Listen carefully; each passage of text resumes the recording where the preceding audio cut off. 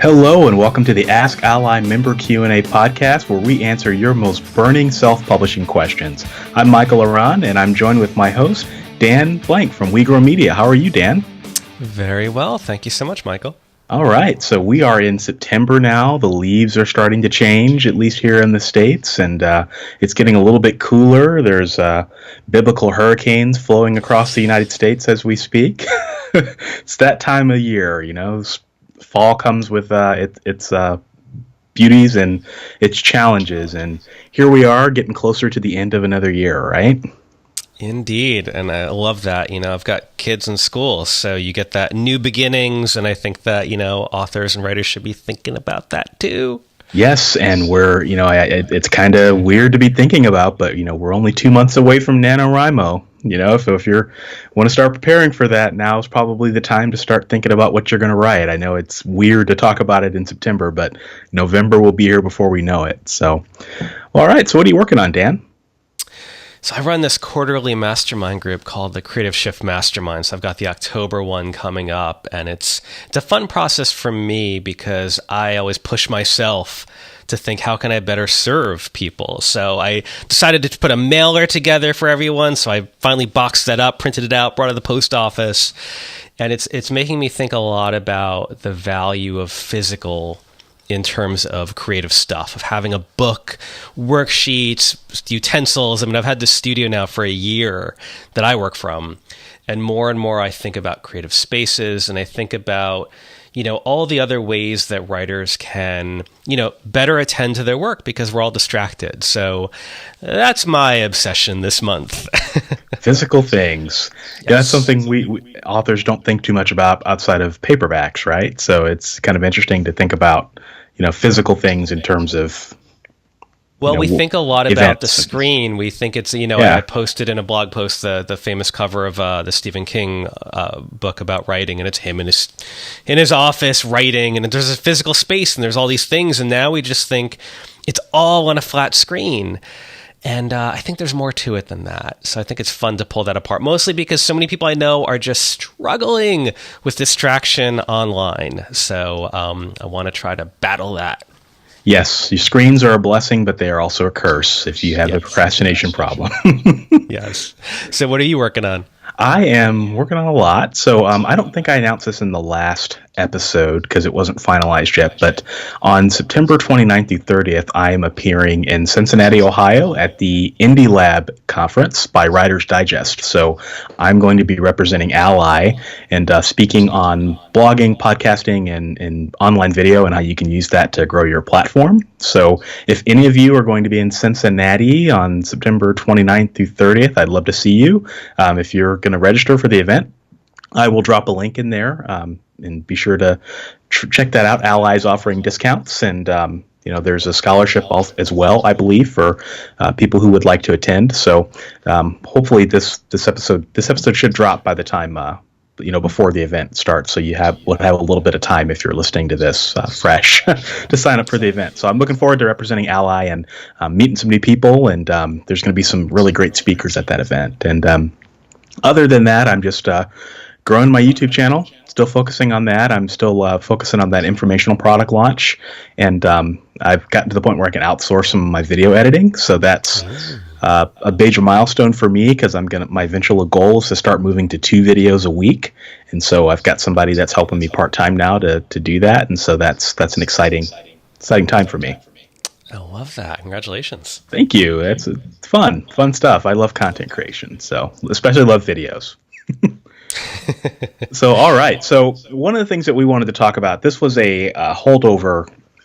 It wasn't so much a comment, but someone had mentioned it, and I thought it would be a good thing for us to talk about in this month's theme, and that is author website creation.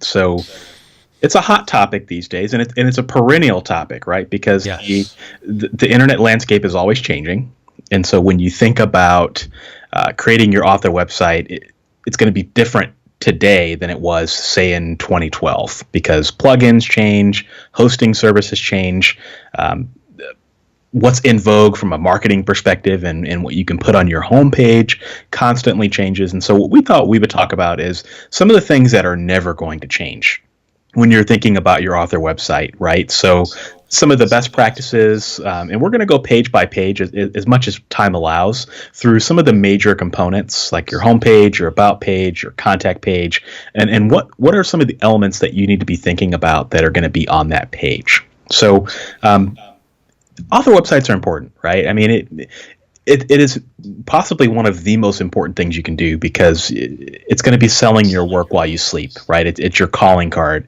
You never know when someone's going to go to your website. And I think a lot of people understand the importance of websites, but maybe sometimes too much, right, Dan?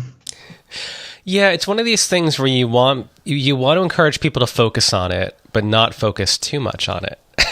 Yes, and I like to think about it in a very human way, where someone meets you at a literary festival, at a bookstore, at a cafe, and then they go and they Google you. And a lot of it is, what do you want to come up in that search? And the idea of having an author website is that you're taking some control, that you're directing people to the narrative that you want them to know instead of just whatever Google comes up with. Exactly. And I cannot tell you how many people tell me, well, I want to do my website I want to hand code it. I'm going to hand code my website. So I'm going to get a book and I'm going to learn HTML and I'm going to learn CSS and I'm going to do my own website because it's best to do it right because WordPress is clunky and all this. And I just sigh, I just sigh and like part of my soul dies, because I cannot tell you how many people say this to me and it just drives me off the wall. I don't understand it I guess for all the books in the world, I don't understand it. I understand it, and I think it's a problem. And I think the idea is that a lot of people look at their website as their digital identity. And when you think about your own identity, we get our hair cut, we groom ourselves, we pick out our clothing. The clothing represents who we are. We walk a certain way. And I think people view the website the same way. And what they're saying is, I don't want to half bake it like all those other hacks out there. And I want it to reflect well on me. So the only way they know to do that is to say, I'm going to obsess about it. I mean, if they're not hand coding it, they're saying, I want to hire a designer, or I want to really get a custom WordPress theme, or what I hear more often is, I spent 9 hours going through WordPress templates and, there's a few that I think might work. And all I'm thinking is, if you threw a dart and hit one of them, we would make it work within an hour. Exactly. I mean, because these elements that we're going to talk about don't change, right? and I guess you're right. I mean, in terms of people wanting to focus on their identity, but I think sometimes you can focus on it too much, right? And we all have that friend. You have to think. You just have to think about, perfection is the enemy of done. Let's focus on the major elements of a website, right? So let's talk about our homepage. What do you think is the essential spirit of any author homepage, Dan? To me, it's clarity and communication. Someone comes to your website for a reason. You want to empathize with not what you want to say, but with why did they come here? So that's the first thing I think about, is who might be coming here and how might they have even got here. It's not through a Google search of saying historical fiction and they found you. It's because someone mentioned your name or you met them. And why are they coming here? And then invariably the next thing I think about is, what is the one thing I want them to do, or the one thing I want them to know more than anything? Mm-hmm. And I'll just say one more thing with that is, I think a lot of time, and we'll probably say this in general, people shove too much on a homepage because they're trying to please everyone, or they want to showcase all the many, many, many things that they do. And I think that is where people go off the rails. Instead, you want to really think about who's your primary audience and maybe a secondary audience. And then think about, if you were just meeting someone or they're just coming there, what's the one thing you want them to do? What's the one thing you want them to know? Yeah, and to bring this in a little bit closer and relate it to authors, right? Yes. So if I'm an author today, what I would focus on is on that homepage, making sure that people know who you are, that they're in the right spot, because a lot of authors have similar names, right? That who you are, that they're in the right spot, and why they should care, right? Yes. And so to me, that means having the most recent cover of whatever book you've just published on the front page above the fold, so that way people know, okay, this is an author, and I'm here to look at this person's books, right? And I've always considered the homepage. I don't know if there's any exceptions to this. It's always the most visited page on any website. If you look at your Google Analytics, your homepage is always going to be the most visited page. So that I always think about that page as a launch pad. So from there, where do you want people to go? Do you want them to go to your About page? Do you want them to go to contact you? Do you want them to go buy your book? Think about that, and I would have that be your call to action if you're just getting started. Yeah, and that's a big word that you just said, this idea of a call to action. And I think with a lot of people, you want to think about how you can stay connected. And usually it's you want an action like, please buy my book without saying that, or please sign up for my newsletter, or please, I'm really active on Instagram, or I've got a great YouTube channel like Michael, I want to go there. So you want to think really clearly where if you had the opportunity, where would you lead them? Mm-hmm. Because they're only going to click on one thing from your homepage. And so if you think about that, where do you want them to go first?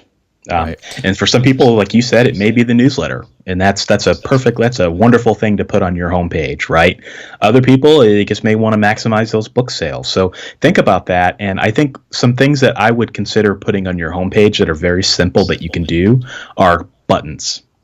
Colorful buttons that tell people what to do next. So click here. Read more, learn more, watch this video, those sorts of things. That's going to get people to click from your homepage and engage with your site. And then also think about multimedia. So there's a reason why people put videos on their homepage is because people are more willing to watch videos when they first come to your site. So let them engage with your content. If you have a video that's about you, or you have an Instagram video, or whatever it might be, or a audio introduction or something to help them engage with you. And I think that a big point you're making here as well is this idea that people engage with other people. I go to a lot of author websites and it's the book, it's the character, it's the design. I want to find the person, but I can't. I'm being pushed a product and a brand, a product and a brand. And I think that you've got to think about your voice in this mix as well. And you have a lot of leeway here. It doesn't have to be your everyday voice, but having a photo, having text from you, having something where they feel like, oh, it's an author and I understand who they are. I can't even tell you how often I'll go to a website, to your earlier point, and it'll say, recording this in the fall of 2018, they'll be like, coming summer 2016, my next novel. And it's still there because they didn't update it. Or because a lot of authors write under pen names or they write with initials. I just don't know anything about them. It's, C.K. Smith. And I'm like, okay, who is this? Is it a real person? Is it a pen name? Is it, anything? And it's like, can't find anything out about them. It's all really vague. And it's like there creates a distance. Yeah, if you want to kill a website or guarantee that no one's ever going to visit it or look at it, just put "coming soon" on the homepage. It's so like 2001. Don't do that. Just create the website. Sometimes it's better to have no website than to have a website that's got a splash page that says "coming soon." That's pretty great. So to your point about engaging with people, let's talk about the second most popular page on a website, and that's the About page. And you are the About page expert, Dan. I have a very specific way I like to do this, and I'm not saying it's the only way, but I think that you have to consider that, a lot of people are coming there and they want the one paragraph thing of what you do. I think you can put that up front. I write historical fiction, blah, blah, blah, blah, blah, blah, blah, whatever that is in that first paragraph. And those people who just need that can stop reading. They will click away when they want to. You don't have to say that's the end of the page. Other people maybe who've met you, who are interested, you can go deeper. So I like for people to share their narrative, to share the story, to share their why, to dig into things. And the way I like to encourage people to do it is to start with the reader. So right away, you want to give people what they want. What do you do? What do you write? Why might they like that? Talk about your most recent book right away, but not too much, because you probably have a book page, which we'll talk about. And then tell them, why you write, why you create, why this kind of story world is fascinating for you. Then maybe tell them about your credentials, about how long you studied this, how long you dreamed about it, and then work backwards from that. Get more personal as you go further, and then leave them with, connect with me on Instagram, or join my newsletter, or download an excerpt. And I just want to say one more thing here. A lot of times people do the opposite. They say, my name's Dan Blank. I was born in New Jersey, and I loved reading. I was always found with a book. They start from the beginning, and then they slowly amble you up to finally, after 9 paragraphs, saying, and hey, I write historical fiction. Here's my latest book. And it's like they're starting with themselves instead of starting with the reader, and I think you got to flip it. Yeah, on this stormy day in 1987, it was dark outside at Methodist Hospital, and you don't start from the very beginning. What I do on my about page is I just lay it out. I'd say who I am, why I write, what I write about, where I'm from, when I started writing, and I just have it all in captions just to make it super easy for people, like on why they should care and who I am and whether I'm a good fit for them. Because that's ultimately what they're looking at. They either know you or they don't know you, and so you want to make sure that you're speaking to both people here in your branding voice, right? So yes. You know what we'll do? We'll link to each of our about pages in the show notes so that you guys can take a look at it and just kind of see, because Dan and I both have different styles, but I think we're both coming from the same place. And so I think that could be helpful to some of you guys listening to this as you're creating your about pages. So let's move on to the core of your website, and that's the book page, right? So you're going to have your book page, and so this is pretty self-explanatory. I mean, you want to have your book cover, your description, and links to where you can buy the book. And I think anything else is window dressing. I don't know if it's necessarily going to hurt you or not, like testimonials or excerpts from your book, or if you've got audiobook versions, samples. I mean, just make sure you're presenting your book in a great light, right? And you're making it easy for people to find it wherever they read. And I'll just add to that, you want to include buy links wherever people are comfortable buying it. I think that's a lot of authors make that mistake where they don't realize some people want to buy it in IndieBound, or they do use certain retailers. So you want to put them all on there. And then for a lot of authors who don't yet have books, if they're working on their book, they have the light at the end of the tunnel. What do you suggest people do for that? Newsletter sign up. There we go. All day, every day. Every minute of every day. If you don't have anything, it's totally fine. You should still have a website. Some people think that they shouldn't start a website until they have finished their book. That's could not be further from the truth. No one's going to see your website probably in the beginning, right? So when I started my website back in 2013, nobody knew. I mean, not even Google knew my website existed. And that's okay, because it's your opportunity to make mistakes. It's your opportunity to kind of get your content right. And for those people that do visit, because if you're on social media talking about your book, maybe someone will visit your website if you've linked to it. They'll click on it and take a look at it. But I think something that you said a minute ago that I wanted to make sure we hit on, you can kind of go overboard with putting buy links on your book pages, right? So most people are not going to buy from Abe Books, or from some random book retailer that no one's ever heard of. I would keep it to the places where the majority of your audience is going to be. So Amazon, Kobo, Barnes and Noble, any other retailers that have a lot of traffic. I think you can kind of create some analysis paralysis with customers or readers because they have too many links to click. So just beware of that. Totally. And okay, so that's the book page. We won't hit on that too much because we're But also let's talk about obviously you could have a blog or things like that, links to your social media. But let's talk about the contact page, Dan. How do you structure your contact pages? First of all, have a contact page. I am on so many websites all day for authors, and I can't tell you how many don't have a contact page, or it's a form. Yeah. And people have a contact form for the right reasons. They say, I don't want my email out there. I know that the spammers will just scan websites and pull the email address, and the contact form protects me. The problem is those contact forms break. Anytime I see a contact form, I'll fill it out if I want to reach out to that author, but it is a crapshoot. It is 50-50. They will never get the email. And if they do, they're like, oh, I forgot. How many authors I've worked with, when I start working with them, I do an audit of their site, and I test the form, they never get the email. Yeah. Even if it works now, in 4 years, you forgot to update the plugin, or the plugin maker went out of business, didn't update the latest version of WordPress. Happens all the time. Or you changed from a Yahoo account to Gmail, and you forgot that this plugin is now sending it to your old account. Sorry, that was a little bit of a rant against forums. And if Tell us use how you forums, really feel. I still love you. No, and so what's the alternative, Dan? If you're not going to use I think you should have a professional email address. I think you should have an email address that is on your domain name. So I have dan@wegrowmedia.com. And you can have an alternative. You can have a db@wegrowmedia.com. That's your public address that spammers will get into, that's separate from your maybe more everyday dan@wegrowmedia.com.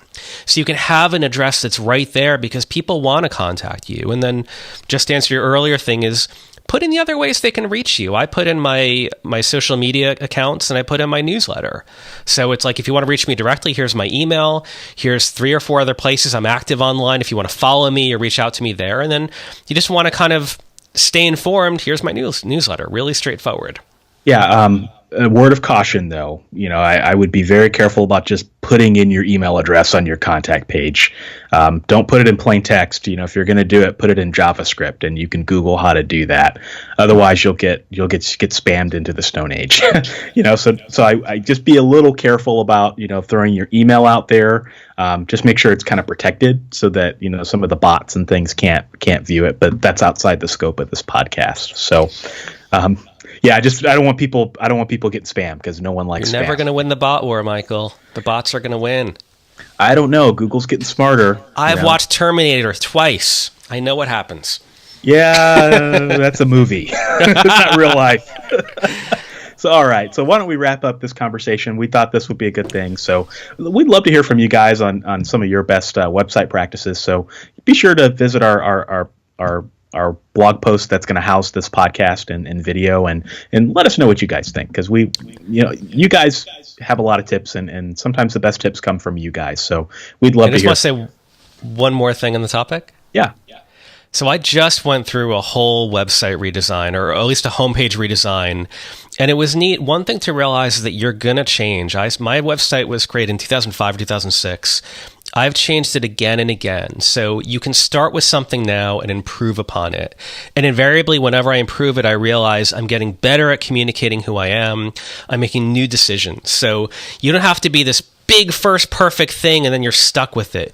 You can evolve it year after year, and you should feel wonderful about doing that. Yes, it's a constant work in progress. Just make sure it's not a constant time suck. All right, so let's jump into our questions here. All right. The first question is from Danny, and they're asking, Amazon has made an error in my royalty reports. What do I do? Yes. So this, I guess, can happen from time to time, right? And no one's perfect. And every once in a while, if you're going through your royalty statements with a fine-tooth comb, you may uncover an error. So my recommendation is, if you come across this situation, is just simply to email KDP's customer service and ask for an explanation. This sort of thing, Amazon takes very seriously, and so ask for an explanation. And if that's not correct, just continue to escalate it until you can come up with a satisfied answer. But if that fails, we want to let you guys remember that ALLi has a good relationship with KDP, and we can potentially help you in situations where maybe you don't agree, or you're not getting the answer that you need. And so if you're an ALLi member, just write us in confidence via our contact form and just kind of let us know what's going on. And we may be able to help you in those situations. I mean, there's no guarantee, but just remember that service is out there if you are an ALLi member. Love that. All right, next question is from Mary. Two-part question. In my book, I've included links to YouTube jazz recordings by jazz greats like Dizzy Gillespie. Do I have permission to do that? And 2, if I want to copy a website address into a link, does that infringe upon copyright? All right, so there's 2 parts to this question. The first is, can you link or use a YouTube recording by someone else in your book? And I think you have to be a little careful there, right? So while you may not have the rights to the YouTube video, if someone else is infringing so if the YouTube creator is infringing on someone's copyright and you're sharing that, you're just perpetuating copyright infringement, right? So you're not necessarily infringing it, but it's just bad form. So I would just be careful about that. And unless that recording is in the public domain, which I think it would be very hard to verify, chances are the creator may not have the rights to use that. And YouTube polices their content regularly, right? So if you link to it in your book and YouTube takes it down 2 years from now, I think that's just bad user experience, to have links in your book that people are clicking on that, don't work. So, and plus, like I said, it's just, I would just be a little careful of sharing something that may not have the proper clearance from a copyright perspective. So I would just be a little careful of that. And then the second part about, I'm not quite clear on what's being asked there, but links in general don't necessarily constitute copyright infringement, but I still would be careful of sharing things that, you're not sure whether the copyright has been cleared or not. Yeah, links change over time as well, and something you wanna think about. Exactly. All right, next question is from Maddie.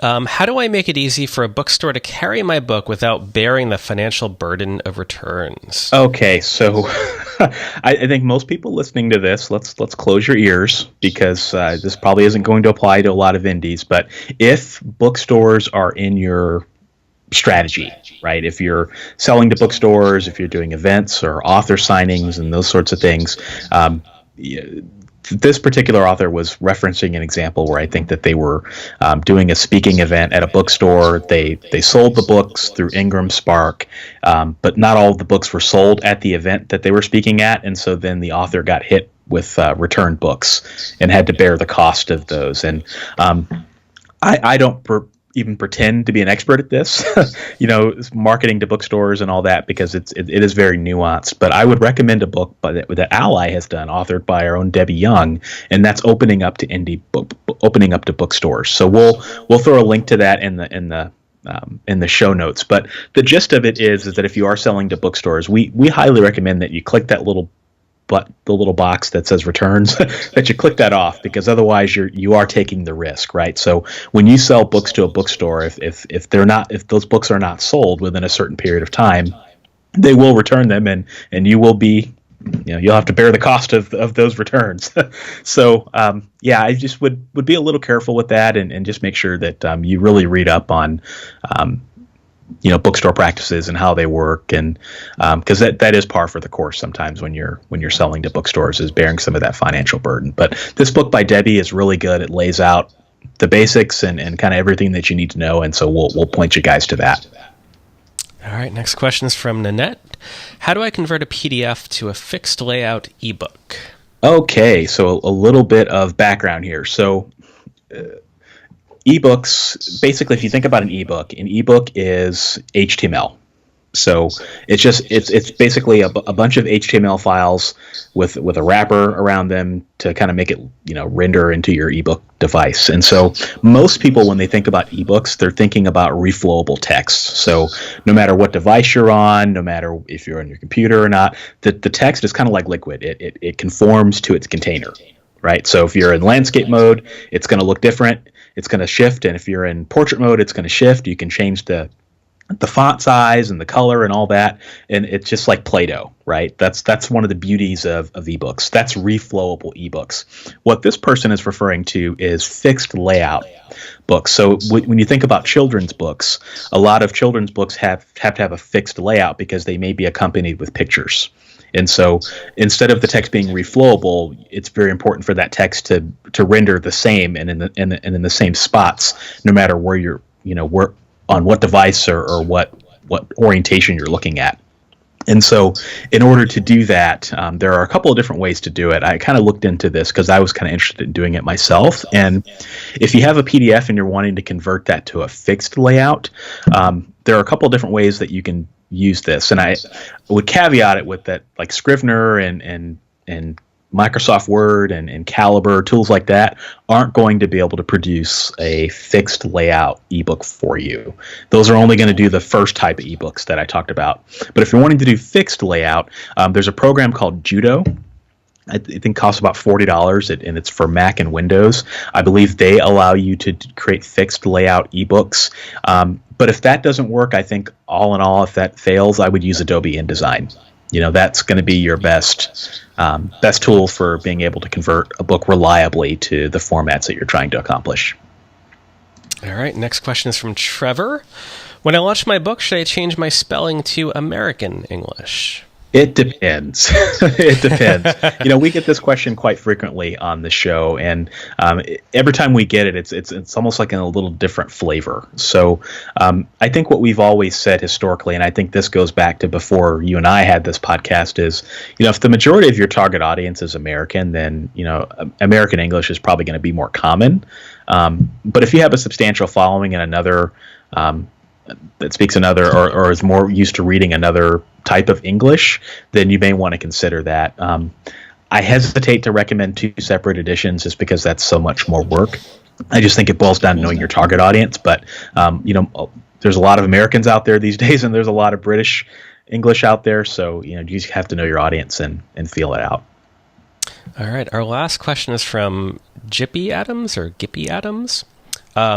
Sorry, that's middle name, but how long should my novel be? Okay, so I'm going to try to... This question can be a can of worms.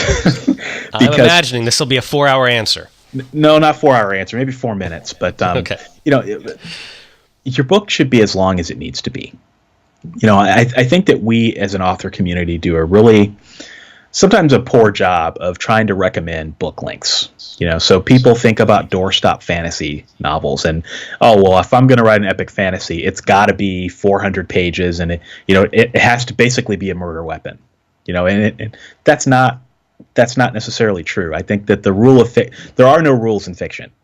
Right. So I think your story needs to be as long as it needs to be. And if that means that it's shorter than other books that are on the market, I think that's fine. At the end of the day, you want to focus on what readers are going to want. Right. So you want to satisfy your reader. And if you're going to satisfy your reader in 200 pages as opposed to 400 pages, I think readers appreciate that. So there are some genres out there where readers may like longer books and things. But I would just argue that some of the most popular books in history are super short.